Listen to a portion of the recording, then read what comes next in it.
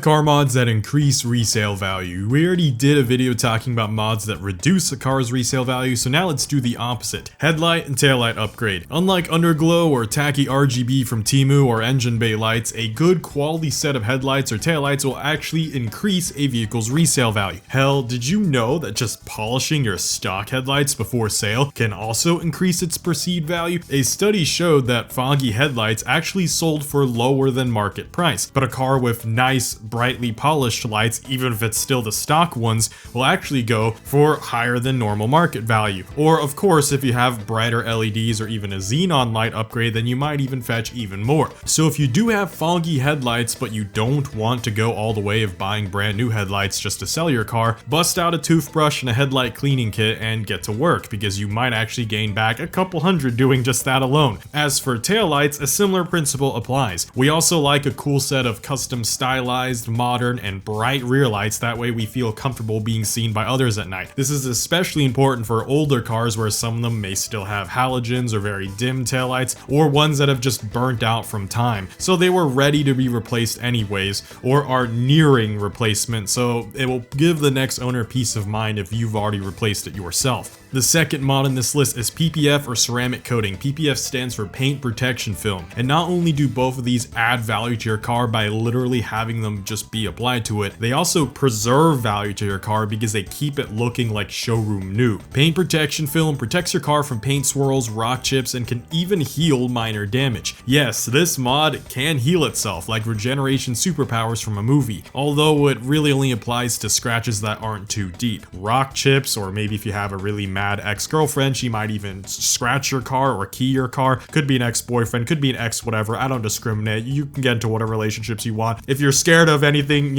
baggage following you around, then maybe it's nice to have PPF to know that maybe their little knives and their little keys won't do so much to your car. And of course, if you want to protect your car even more, things like ceramic coating could even stop bugs from sticking on your car. So if you live somewhere with a lot of love bugs, big ugly bugs, you do a lot of highway driving, ceramic coating's nice to have because it prevents them from just sticking onto your car and having all their body acids and fluids, whatever, slowly melt through your clear coat. It keeps your car looking new longer. Ceramic coat does not last a few, rain sessions like a lot of boomers think. I made a whole video talking more in depth about how these types of things, because I used to hate ceramic coat and PPF because I used to think it was only for hyper obsessed detail nerds, only to realize it actually applies to the polar opposite, because as someone who can't be effed to keep my car super clean all the time, since paint protection filming my Mustang and formerly the Corvette and ceramic coating both of them, I noticed that I actually don't really have to think about maintaining them anymore. And I've since ceramic coated at minimum all my motorcycles. I don't go out of my way to really do PPF on them because they don't really have fairings, but I guess for my latest one I probably will, because that one actually has a fairing that can actually catch rock chips, whereas the other bikes have like a tiny little fender and fairing. I never really cared if rocks sting those, but that's besides the point. Before we move on to the next entry though, I do really want to clarify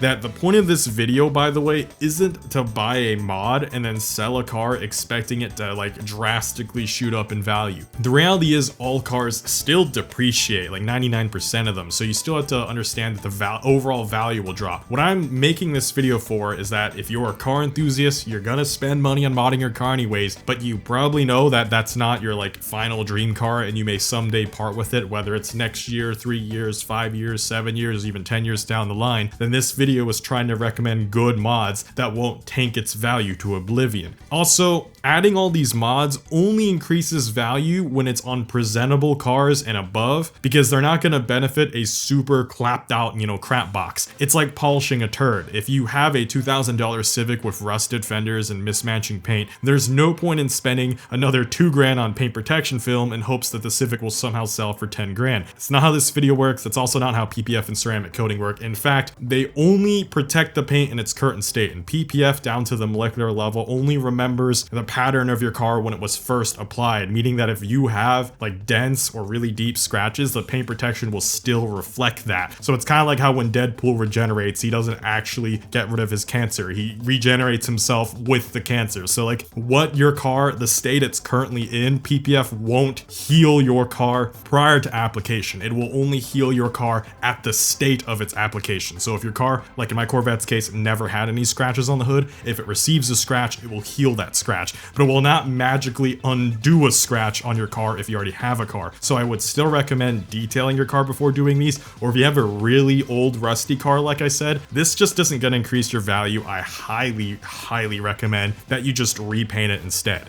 Window tint. Almost all drivers add some level of window tint to their cars. It is actually the most commonly done car modification. So much to the point that literally any car shop, be a basic mechanic or even an audio installer, will know how to do it. It is also the least likely mod to be removed from a car and the most likely mod to be requested or even pre-installed at a dealer before even being purchased, and dealers will then even mark up those cars accordingly if they already feature tint. The point is, people want tint and people will pay for it because now you're making something more appealing to the 90 to 95% instead of doing a niche car mod for a hobby, especially like with the tunes we talked about last video, where it really limits the pool of buyers because now you can really only sell your car to other fellow car guys who understand what you just did to your car. Otherwise, they may even risk blowing it up if you give it to a non-car person who starts willy-nilly messing with your tune. Let's continue on with this video and move on to the next entry, which is interior upgrades.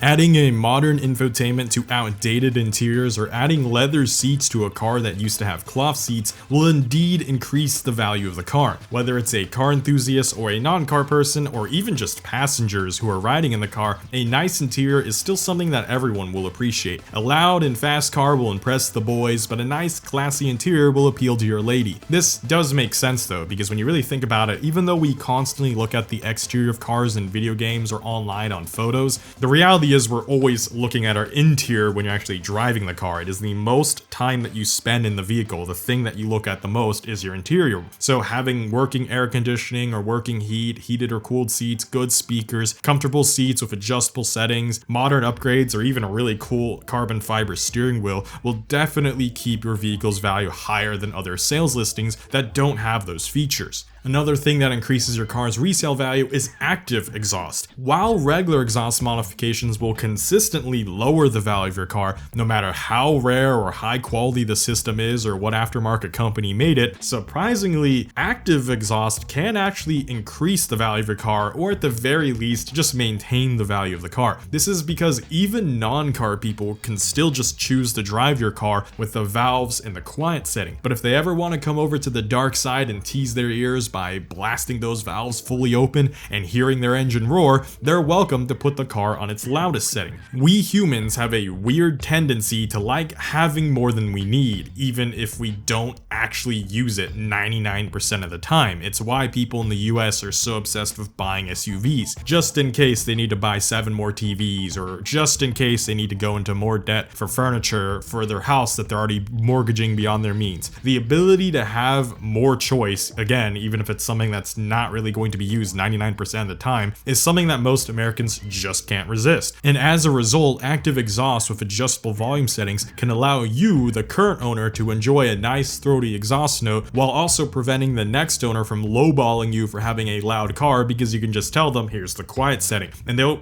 use the quiet setting and probably drive in it in 90% of the time. But it's that other 10% of the time when they do use the setting that you added, and again, it lives rent free in the back of their head, even if they don't use it often, just the ability to think about the option and have that option available just makes people's monkey brains get really riled up and they'll pay more for it. It also makes sense because it just saves a lot of non-car people the trouble of having to visit a shop and have them uninstall a loud exhaust and then go on eBay to source the original equipment and the, quieter factory exhaust to then reinstall onto their car. That costs money, it takes time, they have to find a shop, blah, blah, blah. In this case, they can just hit a button and boom, the car's quiet. And then if they really, really want it to be loud, they can hit it again and boom, now it's loud. The caveat of this modification, however, is that it costs a lot to buy. So it's more involved to install an active exhaust system compared to a regular exhaust system because there's more parts, especially wiring and electronics, that are needed to actually actuate those butterfly valves. Before we move on to the final entry, I mentioned this earlier, and this is the honorable mention of this video, which is repainting a car. While certain colors do retain better value than others, no one can deny that any kind of repainting is better than faded paint.